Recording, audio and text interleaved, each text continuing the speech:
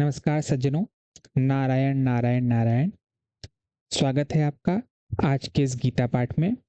जैसा कि आप सभी लोग जानते हैं, हमने इस साधक संजीवनी पुस्तिका का अवलंबन लिया है श्री गीता जी को समझने के लिए।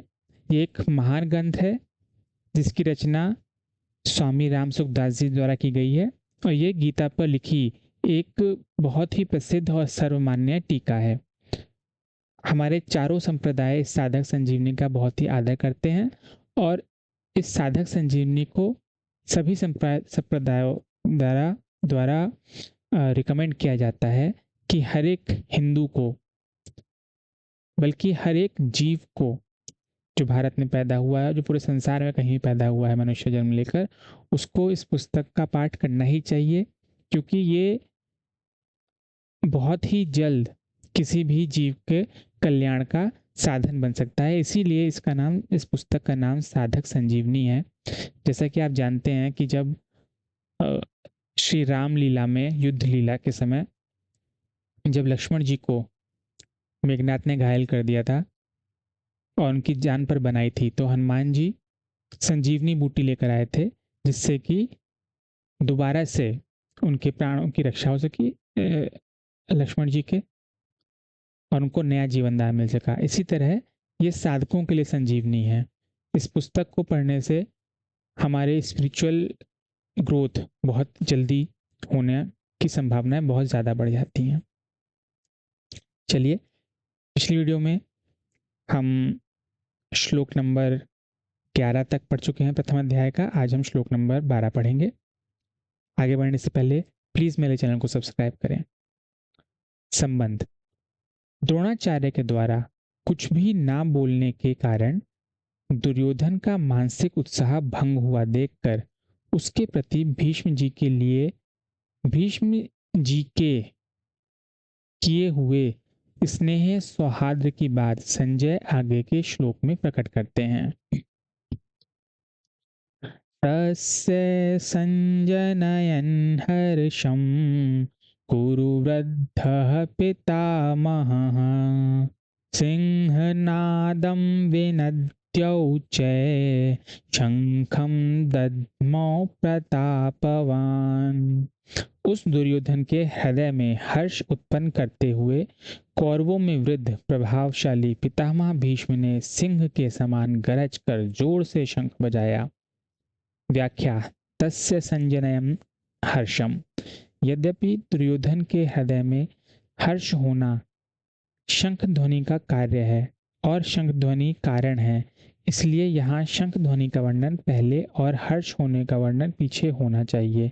अर्थात यहाँ शंख बजाते हुए दुर्योधन को हर्षित किया, ऐसा कहा जाना चाहिए, परंतु यहाँ ऐसा ना कहकर यही कहा है कि दुर्योधन को हर्षित करते हुए भीष्म जी ने शंख बजाया।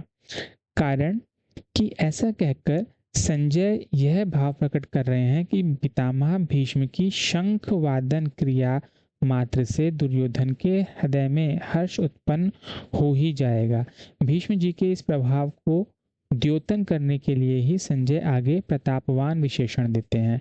कुरुवृद्धा: यद्यपि कुरुवंशियों में आयु की दृष्टि से भीष्म जी से भी अधिक वृद्ध बाल्हीक थे, जो कि भीष्म के पिता शांतनु के छोटे भाई थे, तथापि कुरुवंशियों में जितने बड़े बूढ़े थे, उन सब में भीष्म जी धर्म और ईश्वर को विशेषता से जानने वाले थे। अतः ज्ञान वृद्ध होने के कारण संजय भीष्म जी के लिए कुरुवृद्ध विशेषण देते हैं। प्रतापवान: भीष्म जी के त्याग का बड़ा प्रभाव था। वे कनक कामिनी के त्यागी थे, अर्थात उन्होंने राज्य भी स्वीकार नहीं किया और विवाह भी नहीं किया। भीष्म जी अस्त्र शस्त्र को चलाने में बड़े निपुण थे और शास्त्र के भी बड़े जानकार थे। उनके इन दोनों गुणों का भी लोगों पर बड़ा प्रभाव था। जब अकेले भीष्म अपने भाई विचित्रवीर्य के लिए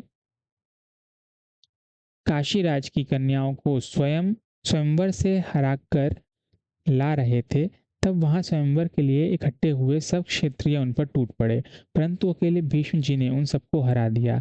जिनसे भीष्म अस्त्र शस्त्र की विद्या पढ़े थे, उन गुरु परशुराम जी के सामने भी उन्होंने अपनी हार स्वीकार नहीं की। इस प्रकार शस्त्र के विषय में उनका क्षत्रियों पर बड़ा प्रभाव था। जब भीष्म शरशैया पर सोए थे, तब भगवान श्री कृष्ण ने धर्मराज से कहा कि आपको धर्म के विषय में कोई शंका हो तो भीष्म जी से पूछ लें, क्योंकि शास्त्र ज्ञान का सूर्य अस्ताचल को जा रहा है, अर्थात भीष्म जी इस लोक से जा रहे हैं। इस प्रकार शास्त्र के विषय में उनका दूसरों पर बड़ा प्रभाव था।